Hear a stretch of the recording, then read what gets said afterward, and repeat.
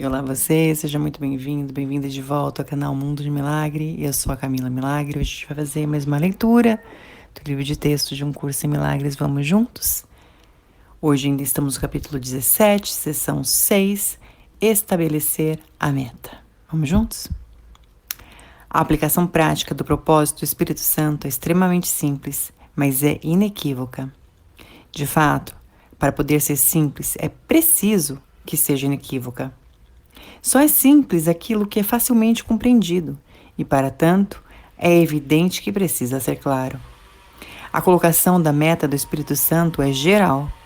Agora ele irá trabalhar contigo para fazer com que ela seja específica, pois a aplicação é específica. Existem algumas orientações muito específicas que ele provê para qualquer situação, mas lembra-te de que ainda não reconheces que a sua aplicação é universal. Por conseguinte, é essencial a essa altura usá-las separadamente em cada situação, até que possas enxergar com maior segurança, além de cada uma delas, em uma compreensão muito mais ampla do que a que possuis agora.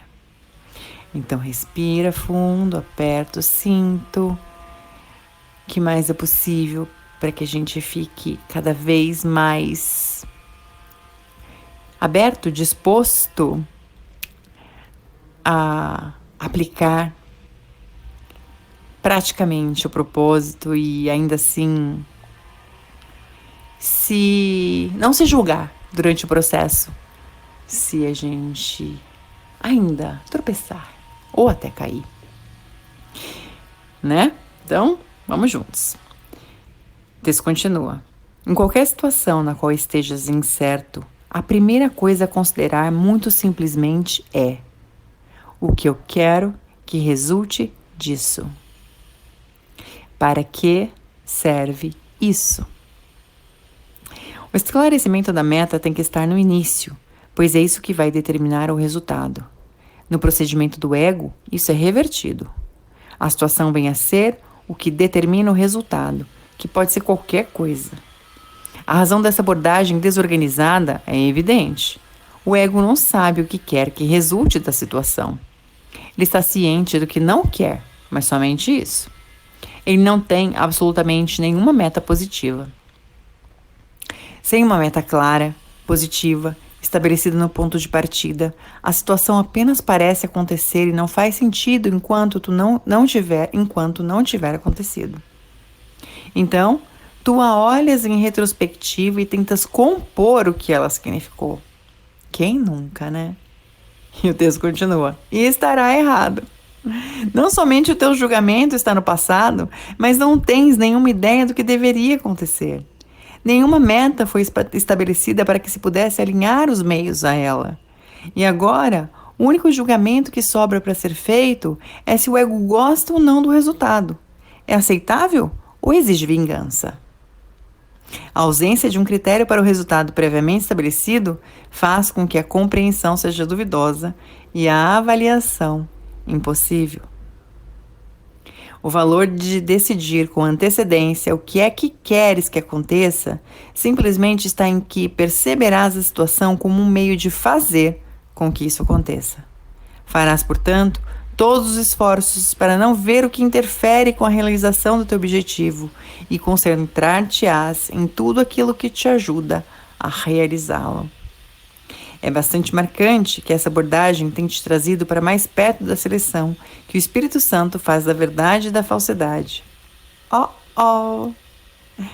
O que pode ser usado para realizar a meta vem a ser verdadeiro. O que é inútil desse ponto de vista vem a ser falso. A situação agora tem significado, mas somente porque a meta fez com que ela fosse significativa.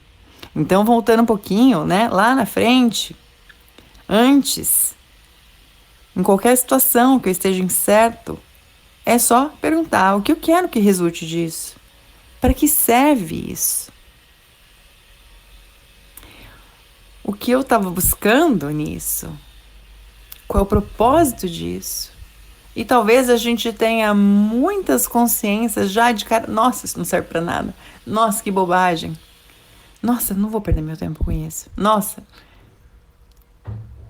Então, quando a gente se coloca numa pergunta bem simples como essas que a gente acabou de fazer, muitas vezes a gente se dá conta de quanto a gente perde tempo e energia e entrega o nosso poder pessoal como Deus nos criou para coisas tão banais, que banais também é um julgamento, mas coisas que nos afastam da meta. E o texto continua. A meta da verdade tem outras vantagens práticas. Se a situação é usada em favor da verdade e da sanidade, o seu resultado tem que ser a paz. E isso está bastante à margem do que seja o resultado.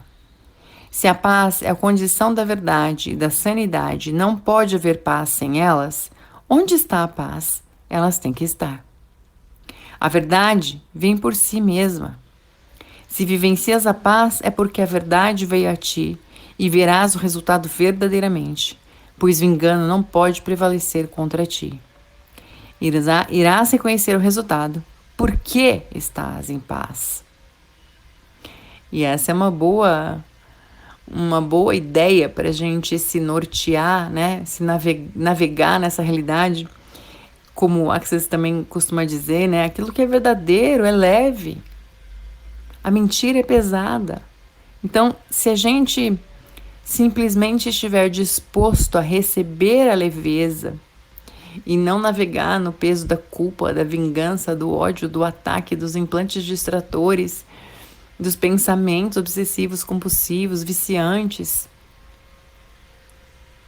E a gente vai perceber que todos esses lugares são pesados e que o resultado não pode ter engano, porque você vai estar em paz, você vai estar em leveza, com leveza, né? O texto continua. Aqui, mais uma vez, vês o oposto da maneira de ver as coisas do ego, pois o ego acredita que a situação traz a experiência. O Espírito Santo sabe que a situação é como a meta a determina e é vivenciada de acordo com a meta. A meta da verdade requer fé. A fé está implícita na aceitação do propósito do Espírito Santo e essa fé a tudo abrange. Onde a meta da verdade está estabelecida, lá tem que estar a fé. O Espírito Santo vê a situação como um todo. A meta estabelece o fato de que todas as pessoas nela envolvidas desempenharão o papel que têm na sua realização. Isso é inevitável. Ninguém falhará em coisa alguma. Isso parece exigir uma fé além de ti e além do que podes dar.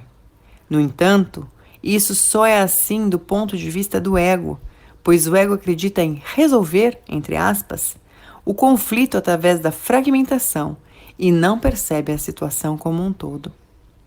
Por conseguinte, busca partir segmentos da situação e lidar com eles separadamente, pois tem fé na separação e não na totalidade. Confrontado com qualquer aspecto da situação que pareça ser difícil, o ego tentará levar esse aspecto para algum outro lugar e lá resolvê-lo. E ele parecerá ser bem-sucedido, exceto que essa tentativa conflita com a unidade e necessariamente obscurece a meta da verdade. E a paz não será vivenciada a não ser na fantasia. A verdade não veio porque a fé foi negada, sendo afastada de onde tem que estar por direito. Assim, perdes a compreensão da situação que a meta da verdade iria trazer. Pois soluções de fantasia trazem apenas a ilusão da experiência, e a ilusão da paz não é a condição na qual a verdade pode entrar. Uau! Teoricamente, e em verdade, em como fomos feitos, né? É simples, né? Ele menciona logo no início da leitura, onde ele diz, né? A aplicação prática do propósito é extremamente simples, mas é inequívoca. Então, para que seja simples, precisa ser inequívoca.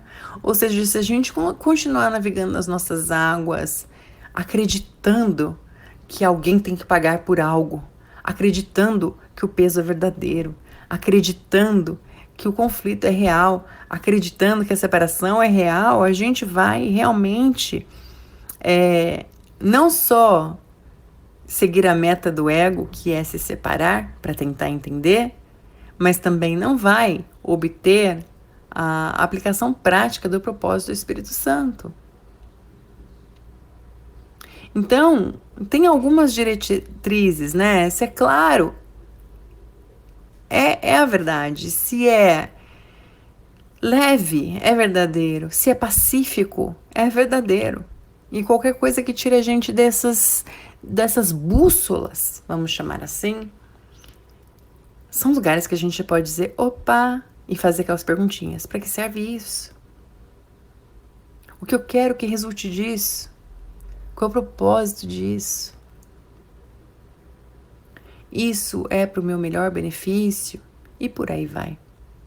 Então, o que mais é possível para a gente, com nossas bússolas calibradas, na verdade, na aplicação prática do Espírito Santo, o que mais vai ser possível para a gente? Vamos juntos? Um forte abraço, a gente se encontra na nossa próxima leitura. Até lá!